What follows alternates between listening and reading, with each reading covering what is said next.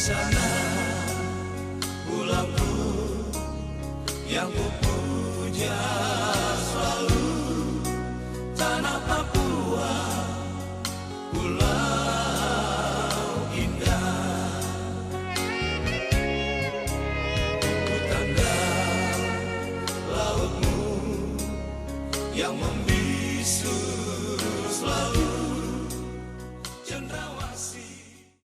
Mohon izin memperkenalkan diri, saya Ayu Adesti Primadani, istri dari Serma Andi Sujatmiko Hadi Susanto yang berdinas di staf PLLU Dispop Lanut Silas Papare. Keseharian saya selain mengurus 4 orang putri, saya aktif di kegiatan PIA Ardia Garini Cabang 3 Daerah 3 Lanut Silas Papare Jayapura. Selain itu, saya juga bekerja di RSUD Yowari Kabupaten Jayapura sebagai perawat. Ide awal memulai bisnis ini ingin tetap bekerja tetapi tidak ingin jauh dari keluarga. Karena 7 bulan sejak awal menikah, suami dipanggil sekolah di STPI Curug dari tahun 2009 hingga 2012. Sehingga saya menciptakan lapangan kerja di mana saya tetap bisa bekerja tetapi tidak jauh dari anak. Pohon awal yang menjadi cikal bakal yaitu pohon rambutan sambung, di mana prosesnya dimulai dari bedeng tabur hingga layak untuk dijual sekitar 12 bulan. Selama 12 bulan kami menyiapkan dari bedeng tabur, yaitu penyiapan batang bawah. Apabila batang bawah sudah memenuhi prosedur untuk teknik sambung susuan, maka kami melakukan teknik sambung susuan dengan interval waktu hingga sampai 9 bulan untuk bibit layak jual. Adapun langkah-langkah cara sambung susu tanaman adalah sebagai berikut. Yang pertama, batang bawah yang telah disiapkan, kita ikat menggunakan tali rafia lalu gantung di atas pohon.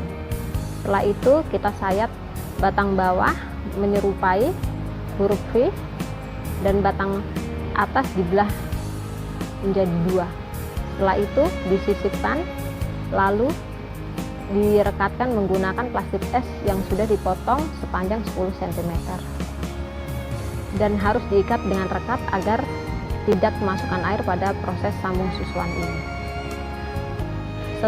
Setelah berhasil, maka kami harus menunggu waktu selama sebulan atau 1 bulan 2 minggu. Teknik yang kedua yaitu cangkok, bertujuan untuk memperbanyak tanaman yang memiliki sifat yang sama dengan induknya dan cepat menghasilkan buah karena pohonnya tidak terlalu tinggi. Mencangkok dilakukan dengan cara mengkuliti hingga bersih dan menghilangkan kambium pada cabang atau ranting sepanjang 5-10 cm. Pada saat mencangkok, kambium pada cabang atau ranting harus dihilangkan. Jika lapisan kambium bersih, maka hasil terbentuk fotosintesis akan terkumpul di tempat kambium yang telah dibersihkan dan pertumbuhan akar dapat bergantung dengan baik. Cara pembuatan yang pertama, pilih batang yang tidak terlalu tua atau tidak terlalu muda, kira-kira 120 cm. Yang kedua, kerat batang dengan pisau sepanjang 5-10 cm. Yang ketiga, hilangkan kambium yang masih menempel dengan cara mengeriknya. Yang keempat, keringkan getah yang masih menempel. Di sini, untuk tanaman yang tidak bergetah memerlukan waktu 2-4 hari. Dan tanaman yang bergetah memerlukan waktu 2-3 minggu untuk pengeringannya. Yang kelima, memberi ZPT atau zat perangsang tumbuh dengan cara dioleskan. Yang keenam, kepal tanah dan balut pada batang. Tanah yang digunakan adalah tanah yang sudah diberi air agar tetap lembab selama proses cangkok. Yang ketujuh, bungkus sayatan yang telah dibalut tanah dan plastik bening, kemudian ikat dengan tali rafia. Yang kedelapan, menunggu hingga keluar akar hingga tanaman bisa dipisahkan dari pohon induknya sekitar 2-3 bulan. Teknik-teknik pemasaran yang saya lakukan adalah dengan lapak, agar lapak saya bisa dikunjungi. Dari situ saya ingin satu pembeli mungkin bisa membawa berita kepada yang lain bahwa oh di sana ada kebun yang menjual bibit. Target pasar saya ada 2, yang kontinu yaitu petani, karena saya lihat di bumi Cendrawasih ini ya untuk lahan cukup luas dan daerah trans sangat luas. Terus kalau target pasar saya yang kedua, instansi seperti pertanian, kehutanan, perkebunan.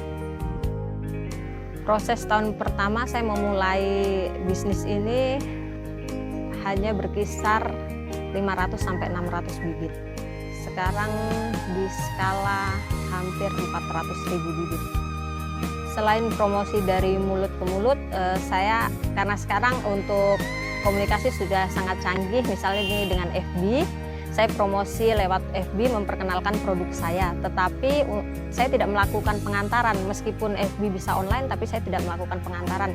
Kenapa? Karena saya ingin kebun saya dikunjungi, itu yang pertama. Terus pada saat mereka datang ke kebun, awalnya mungkin kalau kami promosi cuma masuk 1, tetapi setelah mengunjungi di kebun, target menjadi banyak. Yang dibelanja mungkin bisa sampai 10 sampai 20 produk. Selain itu, saya juga mencoba ke dinas-dinas lainnya, seperti dinas pertanian atau dinas kehutanan. Kalau perbandingannya lebih suspek ke media sosial, karena dia global dan saya punya pengaturan di FB memang dibuat publik, sehingga walaupun tidak berteman bisa dibagikan oleh siapa saja. Saya memulai bisnis ini dulu tahun 2009 dengan modal 7 juta. Terus saya coba kembangkan, waktu itu saya memulai dari produk kehutanan. Tetapi di situ sempat menurun karena banyaknya bibit yang expire, yang tidak layak jual, terlewat oleh waktu. Sehingga saya banting setir untuk ke pertanian, yang mana bibit jika semakin besar harganya akan semakin naik. Dan sekarang untuk pendapatan yang saya dapat per bulan sekitar 60 juta. Kalau selama pandemi tidak ada pengaruh sama sekali, bahkan omsetnya semakin meningkat.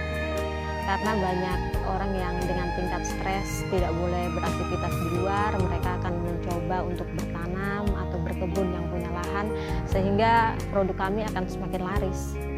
Bagi ibu-ibu yang ingin memulai bisnis seperti saya akan membagi tips antara lain, yaitu semua itu berawal dari hobi, yang mana bisa dimulai dari tanaman hias yang menghiasi rumah kita, dan itu bisa menjadi keseharian yang sangat unik, di mana kami bisa merawat apabila jumlahnya sudah melebihi, bisa untuk dikomersilkan.